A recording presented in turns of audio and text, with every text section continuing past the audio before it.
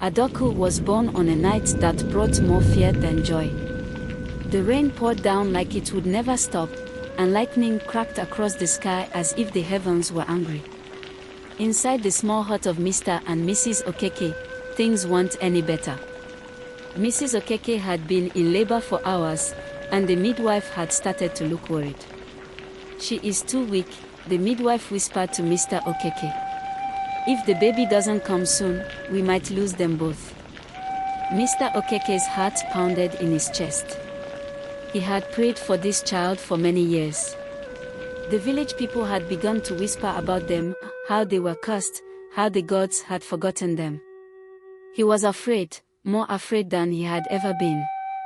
He couldn't imagine life without his wife or the child he had begged for.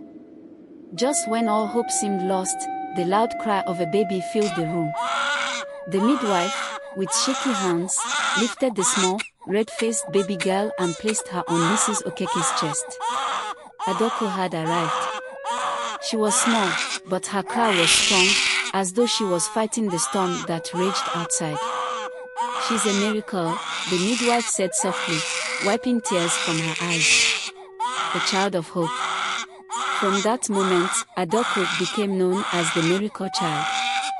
The family, once the subject of gossip, was now the center of attention. But life was not easy, even with the miracle. Adaaku, though healthy, was different.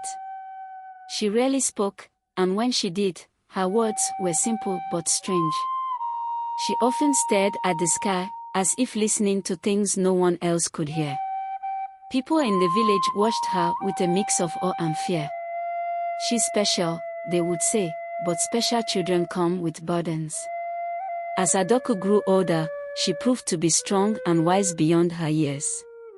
Whenever anyone in the village was sick, it was Adaaku who would suggest the right herbs to use, even though no one had taught her. She seemed to know things no child her age should know. Yet, she remained kind and humble, always by her mother's side, helping with the chores, and never asking for more than she needed. One day, a terrible drought came to the village. The crops dried up, and the rivers became empty. People were scared. They prayed to the gods, but the skies remained clear, no rain in sight. Days turned to weeks, and hunger settled in the village like a heavy blanket. Mr. Okeke fell ill during this time, and there was no money for medicine. Mrs. Okeke did her best to care for him, but his health worsened. One night, as the moon shone brightly, Adaaku stood by the riverbed, staring at the empty space where water once flowed. She sat quietly, her legs crossed, and closed her eyes.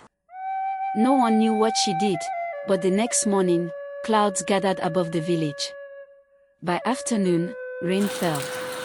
It poured and poured, filling the rivers and bringing life back to the land. The villagers were overjoyed. Mr. Okeke recovered, and the village prospered again.